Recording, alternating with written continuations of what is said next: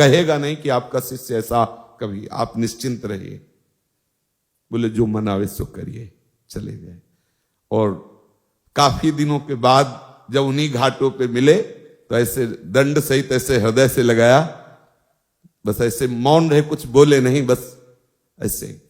अब कभी इतना सेतुआ मिल जाता जैसे भिक्षुकों को बांटते हैं, कभी 1-2 पीस बर्फी मिल जाती, गंगा जलपान, कई कई दिन।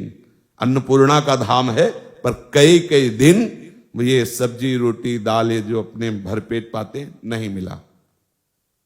एक दिन विवस्ता हुई, गुरुदेव को वचन दिए थे, इसलिए मांगना का तो भाव ही नहीं था आश्रम में किसी के जाने का, नहीं तो मुमुक्ष भवन में खुला संतों के लिए भंडारा है, आप जब जाओ वहां भिक्षा मिलती है। लेकिन वो जो आग थी ब्रह्मबोध प्राप्त करने की, उसने ये सब कर दिया। दरवाजे पे जाके बैठ गए, मांगना नहीं है लेकिन बैठ गए।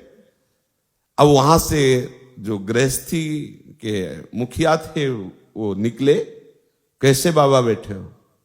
ऐसे ही बैठ गए। भोजन पाओगे? तुम कहा जैसी प्रभु की इच्छा, महादेव की जैसी इच्छा, बैठो। 2 घंटे तक नहीं आए।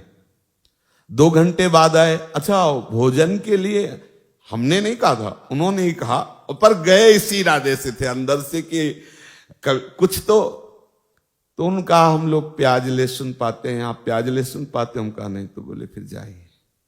बहुत हंसी आई मन की चाल पर जब बाहर ले का, ठीक इसको ठीक दंड दिया गया। ये तो ये परमार्थ क्या है आपने अभी देखा नहीं है, लेकिन उसी परमार्थ का फल आपको केवल आज्ञा पालन से मिल जाएगा। आपने देखा कहा है कि मन कैसा उपद्रव करता है, किस किस तरह से, और ठाकुर कैसे जला के उसे परिपक्व करते हैं। ये वृंदावन धाम है, ये सब आपको यहां नहीं करना है। आप तो बस श्यामा श्याम श्यामा श्याम रज में लुटना है। जब हम आपको समझाते हैं तो आपको लगता है कि कुछ तो हम में है।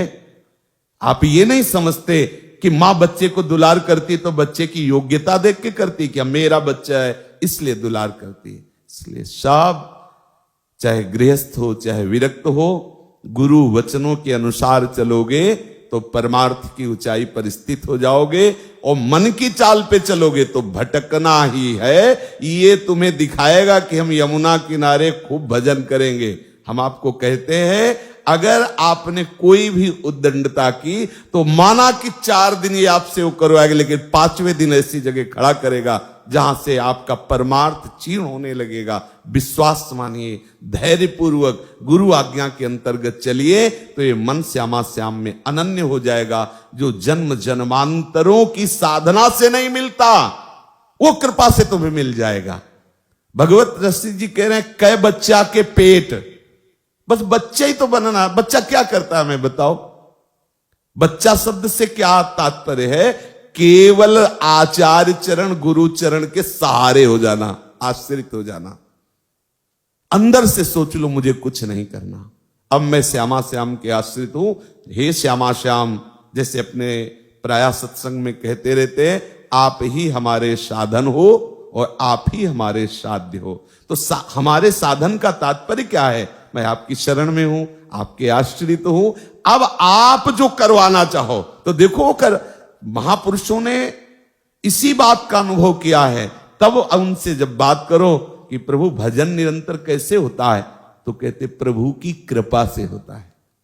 किसी भी सिद्ध महापुरुष से बात करके देखो, आपके जीवन की इस उच्चतम अवस्था पर पहुंचने का आपका क्या साधन रहा है, तो कहते सिर्फ गुरु कृपा, सिर्फ आचार्य कृपा, सिर्फ भगवत कृपा। किसी भी महापुरुष से पूछ लो, क्योंकि जो वास्तविक भजन होता है वो दिखाई देता है कि मैं कर नहीं रहा, ये तो प्रभु की तरफ से हो रहा है। सच्ची मानिए, ऐसे ही चल रहे हो, अचानक वृत्ति फंसी, कोई हमारा चिंतन नहीं, और क्या कहां से कहां पहुंचा दिया कि चलने की ताकत नहीं रही। कहीं ऐसा लगा कि कहीं गिर न जाए, कोई आश्रय लेके बैठ, कोई चिंतन हमारा नहीं, कोई प्रयास हमारा नहीं, कहां पहुंचा दिया। इसलिए आश्रित हो जाओ, दृढ़ता पूर्वक आश्रय श्री श्यामा श्याम के चरणारविंद का, और अनन्य चिंतन प्यारी जू के नाम का, रूप का, लीला का। बैठ जाओ, ये सब मन की जो भागा दौड़ हटाओ, विश्राम कर लो।